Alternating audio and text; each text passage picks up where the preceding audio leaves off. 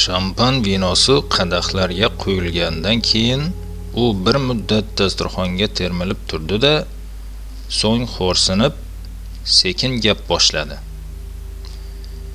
Bilasanmi, hayotimda senga o'xshaganini hali uchratmaganman. Buni senga avval ham aytgandim. Shuning uchun sendan ayrilishim juda og'ir. Nimalar deyapsan? Xuddi hozir men bir yoqqa ketaman-u, sen yolg'iz qoladiganday, dedim uning gapini bo'lib. Iltimos, gapimni oxirigacha eshit. Keyin nima desang mayli. Bugun sen bilan ajrashadigan kunimiz. Ertaga sening o'rningga boshqasi keladi. Gapni nimadan boshlashni ham bilmayapman. Men mana shu yerga kelganimdan beri 4 ta yigitni kuzatdim. Albatta uyga emas. Boshqa kelmaydigan tomonga. Shunday deya Anna bo'ynimdan mahkam quchoqladi. Uning ko'zidan oqqan yosh yelkamga tomdi. Bildimki, u yig'lay boshladi. Yigitlarning hammasi baquvvat, har qanday qiz orzu qiladigan yigitlar edi. Bari hayotni sevardi. Ammo ularning taqdiri... Qo'y, ular haqida gapirmayman. Hozir men bilan yaxshilab nonushta qilasan, ichasan, keyin ikkalamiz o'rmonga boramiz. U yerda bizni 3 kishi kutib turibdi. Men seni tashlayman-u, ortimga qaytaman. Seni esa o'shalar otib o'ldirishadi. So'ng nega, dedim azoyi badanim titrab. Nima qildim ularga? Bilsang, dedi Anna yig'i aralash. Ular buyruqni bajarishadi. Sen xizmatingni o'tab bo'lding. Endi keraging yo'q. Ko'p narsadan xabardor odamlardan voz kechiladi. Men o'zimni bosolmay Annaning yuziga shapaloq tortib yubordim. Shampan vinosini shishasi bilan ko'tarib icha boshladim. Vino shirin tuyuldi. Bor, deya Annaga baqirdim. Yana bir shisha vino olib kel. O'zingni bos, dedi Anna ko'zimga o'tkir nigohini qadab. Irodasizlik senga yarashmaydi. Menga nima yarashadi o'zi? Ayt. Nima? Odam o'ldirish, to'shakda tinimsiz irg'ishlash va hamma xizmatlarim evaziga o'lib ketish yarashadimi? Jin ursin. O'zingni bos, qichqirdi Anna. Men sening tirik qolishingni istayman. Shunaqa ahmoqchilik qiladigan bo'lsang, bugundan ortmaysan. Men boshimni egdim. Yig'lagim keldi. Taqdirimga la'natlar o'qidim. Million odamlar ichidan aynan men shunaqa taqdirga to'g'ri kelganim alam qilardi. Keyin o'ylab qarasam,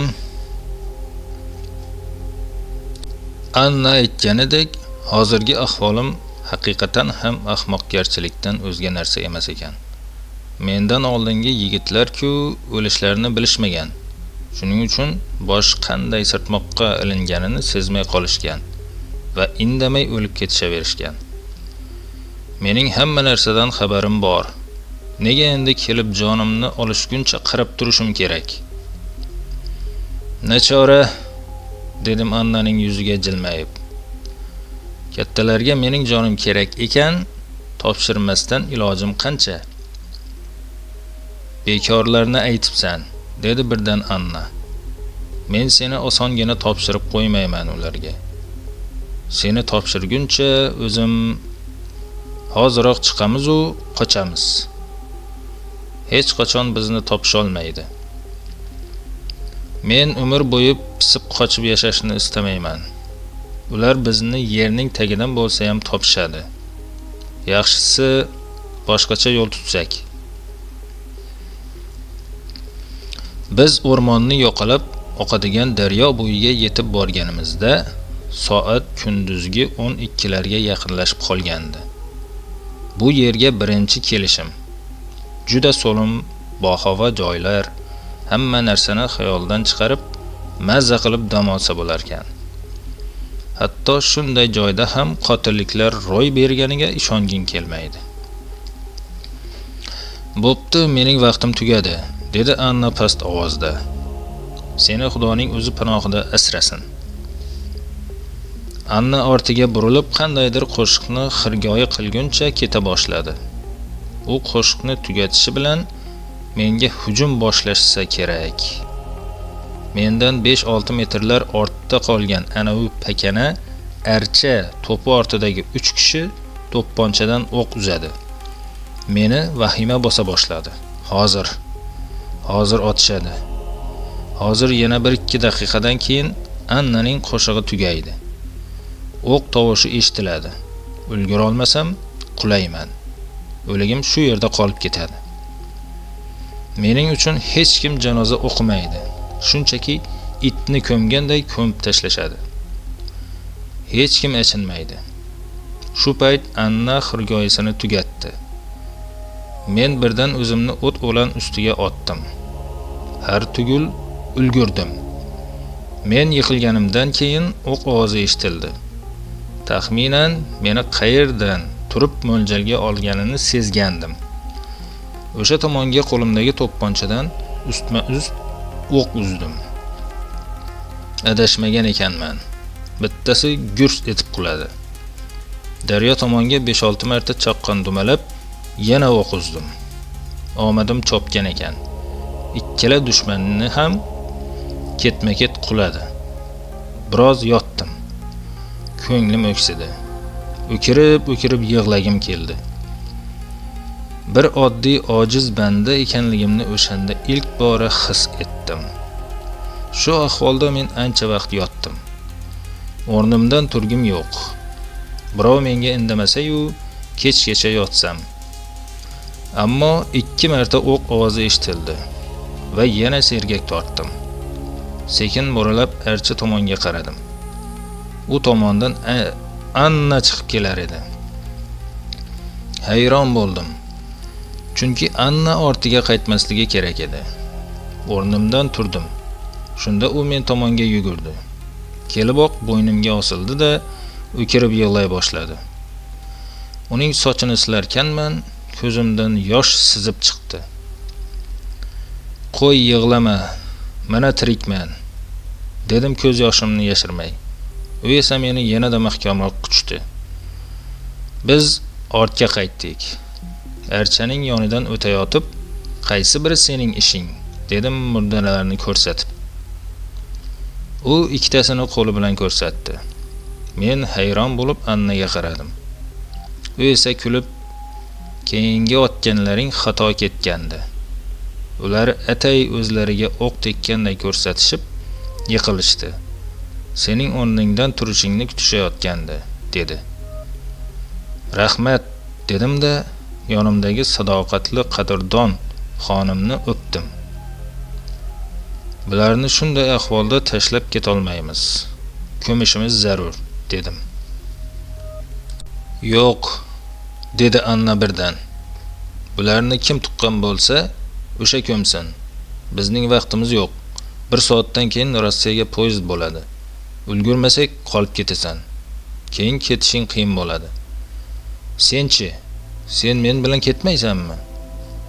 "Men ketolmayman. Qolishim zarur." "Nega endi? Baribir menga yordam berganingni sezib qolishadi-ku." Buyog'ini peshonamdan ko'rdim. Baribir bu yoqda meni kutadigan odam yo'q. "Ota-onangchi?" "Ular allaqachon o'lib ketishgan. Shuning uchun senga hech narsa demagandim. Umuman oilamiz to'g'risida birovga gapirishga bizning haqqimiz yo'q." "Sobirjon, sevgilim, ish qilib umringni Xudo uzoq qilgan bo'lsin. Sizlar 15 kishi bo'lib kelgan bo'lsanglar, shulardan hozir faqat sengina tiriksan. Iltimos, manavi yaramaslarning tuzog'iga ilinmasdan vaqting borida juftakni rostla. Mendan xavotir olma. Mabodo sog' omon qoladigan bo'lsam, yoningga albatta boraman. Sharqiy Berlinga o'tish unchalik muammo tug'dirmadi. U yoqdan bu yoqqa o'tishning hadisini olgan edim. Faqat poyezdga chipta ola olmadim. Chunki bironta hujjatim yo'q edi. Yonimdagi G'arbiy Germaniya pasporti esa shubha uyg'otishi mumkin. Shuning uchun poyezdning siljishini kutdim. Nihoyat poyezd qimirladi. Yugurib borib vagonlardan biriga chiqib oldim. Kuzatuvchi mening chiptam bor yo'qligiga e'tibor ham qilmadi. Vagon ichkarisiga kirib olgandan keyin kuzatuvchiga chiptamni hujjatlarimga qo'shib yo'qotib qo'yganligimni aytib, olib ketishini iltimos qildim. Avvaliga tixirlik qilib turgan kuzatuvchi rus yigiti 5 ta 100 talik dollarni ko'rgandan keyin rozi bo'ldi. Faqat dedi u tirishgan basharasini battar tirishtirib, chegarada birontasi xitlanib qolsa, men seni tanimayman. Uqdingmi? dedi. Rozi bo'lishdan boshqa ilojim yo'q edi. Shunisiga ham shukr qildim. Biroq endi joy topishim kerak. Axir manzilga yetguncha tik turib keta olmayman-ku. Shu bois yana kuzatuvchining yoniga bordim. "Xo'sh, nima deysan?" dedi u aftimga bir qarab qo'yib, choyshablarni titkilarkan. "Restoran qayerda?" so'radim maqsadga birdan ko'chmay. "4-vagonga bor." Men unga boshqa hech narsa demay aytilgan joyga ketdim. Restoran hali bo'm-bo'sh. Bir shisha aroq va ozgina yegulik oldim-da, stolga o'tirdim. Bir stakan ichganimdan keyin taranglashgan asabim yumshaganday, bosh og'rigi susayganday bo'ldi. Harbiy xizmatga chaqirilganimdan ayni lahzagacha bo'lib o'tgan voqealarni birma-bir xayolimdan o'tkaza boshladim. Haqiqatan ham mening ko'rganlarim qo'rqinchli tushdan farq qilmasdi. Albatta, Anna bilan o'tkazgan totli lahzalarni aytmaganda. Xudoga qaysidir bir amalim yoqqanki, shunday juvonni menga ro'para qilgan. Mabodo Natashaga o'xshagani duch kelganda bormi? Bilmadim, hozir qayerda bo'lardim. Bechora Anna. Meni deb o'zini ne ko'ylarga soldi. Hatto xayrlashayotib, kunayotganini yashirib, jilmayishga harakat qildi. "Xat yozaman har kuni. Seni hech qachon xayolimdan chiqarmayman", dedi. Siz shunday mard, aqlli, farosatli, go'zal qiz kimlarningdir sariq chaqalik xohish istagi yo'lida qurbon bo'layapti. Uning oldida men qo'rqoq, nomardman. Men umuman erkak degan nomga munosibmanmi o'zi? Qo'limdan ancha ish keladi, lekin bundan nima foyda? Anna men uchun jonini qurbon qilishga shay turibdi. Menchi uning uchun nima qildim? Juda xomush ko'rinadimi? Yigitning guli degan ovoz keldi qo'shni stol tomondan. O'girilib qarasam, ikkita qiz ovqatlanayotgan ekan. Ikkalasi ham harbiy kiyimda. Men ham jilmayib qarab qo'ydim-da, stakanga aroq quymoqchi bo'lib shishani qo'lga oldim. Qarasam bo'm-bo'sh. Qachon hammasini ichib ulgurganimni eslolmayman. Biroq ichilgan aroq umuman menga ta'sir qilmagan edi. Nega ta'sir qilmadi ekan? degan o'yda shishaga yopishtirilgan yorliqqa qarasam, nemislarning quvvati past arog'i ekan. O'zim mast bo'lish niyatim yo'q edi. Shunchaki kayfiyatimni biroz ko'tarmoqchi edim. Shuni ham eplolmadim. Qaytanga kechmishim esimga tushib, ezilib ketdim. Yigitning bizga qo'shilish niyati yo'qmikin? dedi qizlarning biri ikkinchisiga. Bor, dedim men qizlarga qarab. Faqat sizlar taklif qilsanglar bo'ldi. Qanot bog'lab uchib boramiz-da. Buni qarang-a. Qanotingiz ish qilib bizdan nariga uchirib ketmaydimi? dedi haligi qiz. Uning gapini nash'a qilib dugonasi xoxolab kulib yubordi. Men esa lablunjimni yig'ishtira olmay o'rnimdan turar ekanman. Ushlab qolasiz-da, yaxshi qiz, dedim. Qizlar sho'xgina ekan. Yonlariga o'tirishim bilan biri aroq quyib uzatdi, ikkinchisi suzilibgina gazak tutdi. Men avval ularning ismlarini va qayerda xizmat qilishlarini so'radim. Aroq quyganning ismi Olya, dugonasining ismi Sveta ekan. Ikkalasi ham harbiy gospitalda hamshira ekan. Ularning xizmatlarini ko'klariga ko'tarib qadah so'zi aytdim. Ichgan arog'im tomog'imni kuydirib o'tdi. Darrov stol ustidagi shishaning yorlig'iga qaradim. Qarasam, ruslarniki. Bu yog'i tushunarli. Men o'zimni turkman yigiti deb tanishtirdim. Ismimni ham Erkavoy dedim. Umuman bu qizlar o'zbek turkman ismlarining farqiga borishmaydi. Shu bois yolg'onlarimga chip-pachin ishonishdi. Faqat o'zlariga qulay bo'lishi uchun ismimni Erik deya o'zgartirib olishdi. Albatta o'zimning askar ekanligimni sir tutdim. Sayohatga kelganimni, Berlinni tomosha qilaman deb sheriklarimni yo'qotib qo'yganimni, bunisi kamlik qilganday o'zimizning poyezddan ham qolib ketganimni biron tukum o'zgarmay gapirib berdim. Shundan keyin qizlarning mehri menga tovlandi. Hatto biroz achingan ham bo'lishdi. Men ular bilan ancha vaqillashib o'tirdim. Shisha bo'shadi, lekin men boshqa bir qultum ham ichmagandim. Buning sababi bor albatta. Mabodo mast bo'lib qolsam, keyingi ahvolim maqtagulik bo'lmasdi. O'zi yurak hovuchlab ketayotgandim. Endi dedi kayfi ancha oshib qolgan Olya, suzilgan ko'zini battar suzib. Bazmi Jamshidni bizning kupeda davom etkazamiz. Menga bu taklif moyda yoqib tushdi. Chunki o'z-o'zidan joy masalasi hal bo'lgandi. Yugurib bordim-da 2 shisha rus arog'idan sotib olib keldim. Biz bir-birimizga suyanib bo'lgan-bo'lmagan gaplarni aytishib qizlarning vagoniga ketdik. Stol usti qizlarning o'z qo'llari bilan ular menga shunaqa deb aytishgandi. Pishirgan pishiriqlar bilan to'ldi. Yana aroq maydalana boshlandi. Endi qizlar mutlaqo o'zlarini erkin sezishar.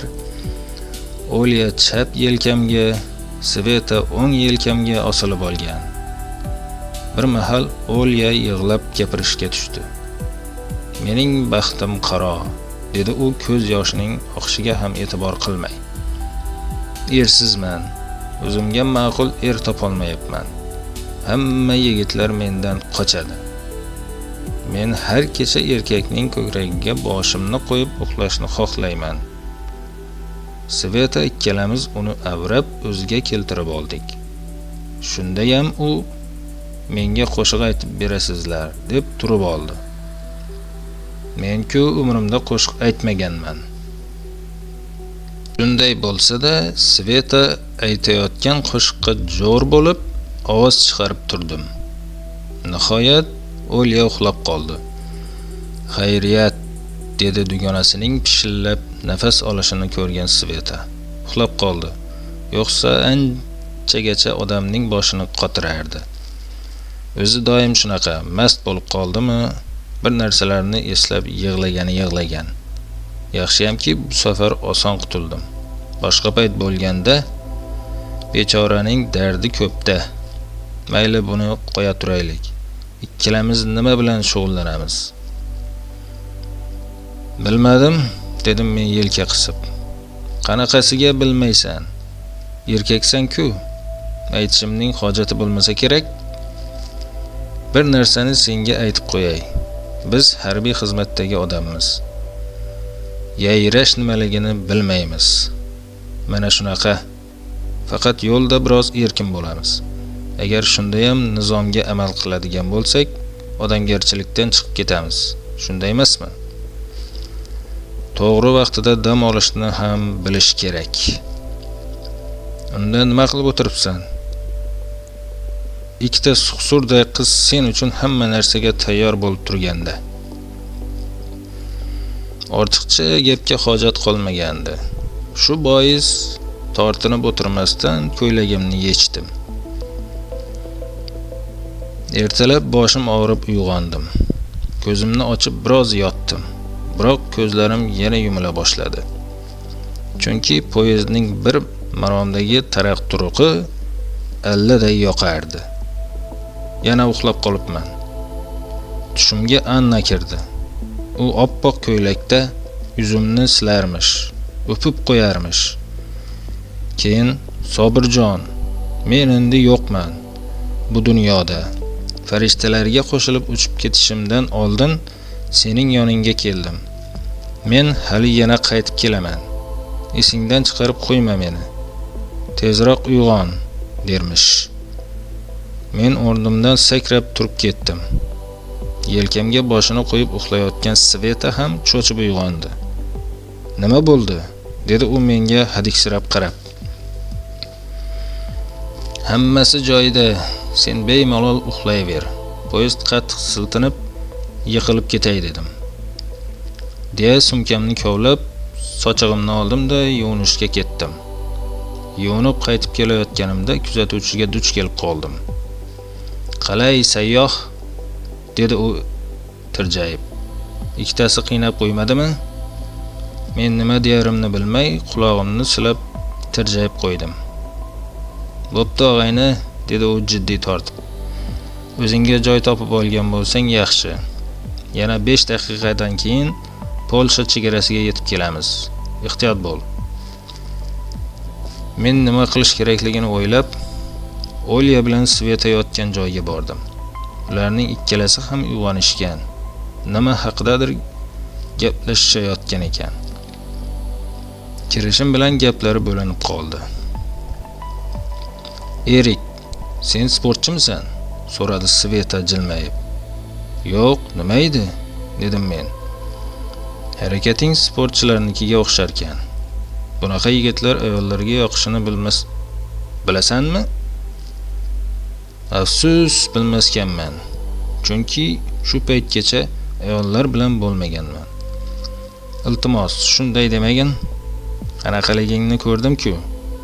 Mana joyimdan qimirla olmay yotibman", dedi Sveta Olyaga ko'zini qisib qo'yib. "Endigi navbat meniki.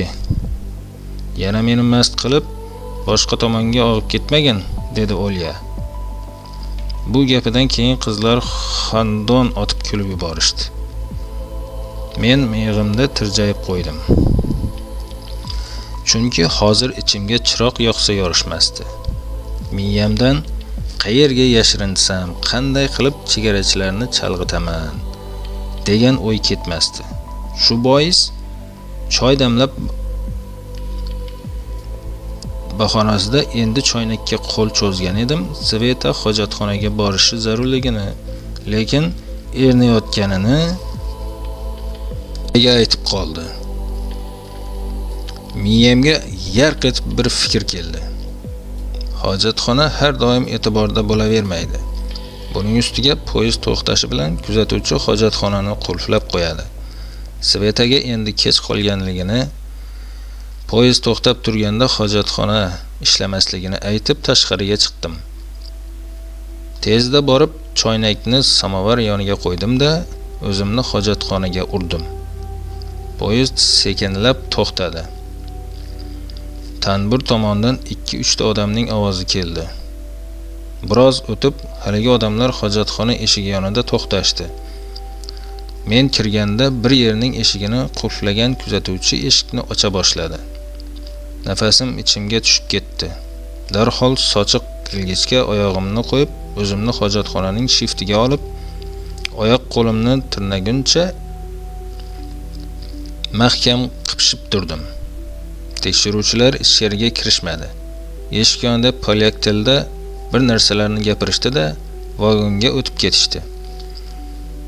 Poyezd joyidan jilmaguncha men tashqariga chiqmadim.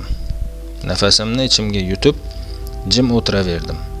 Poyezdning tezligi oshgach, tashqariga chiqib, samovarga borsam choynak yo'q. Balki qizlar olishgandir deb kupega kirsam, hali ular joylaridan qimirlashmabdi. "Qayoqqa yo'qolib qolding?" dedi Sveta peshonasini tirishtirib. "Poyezddan tushib polyak qarindoshlar bilan bir suhbatlashib keldim", deya aldadim ularni. "Choynak qani?" so'radi Olya. Men yelka qisdim. "Sizlar olib kelmadingizlarmi?" "Menimcha polyak qarindoshlaringga berib yuborgan bo'lsang kerak", dedi Sveta miyig'ida kulib. Indamay eshikni ochib tashqariga chiqdim-da, to'g'ri kuzatuvchining yoniga bordim. Ko'zimizni shira bosib, xotiramiz susayib ketganini aytib, kuzatuvchi stoli ustida turgan choynakni qo'limga tutqazdi.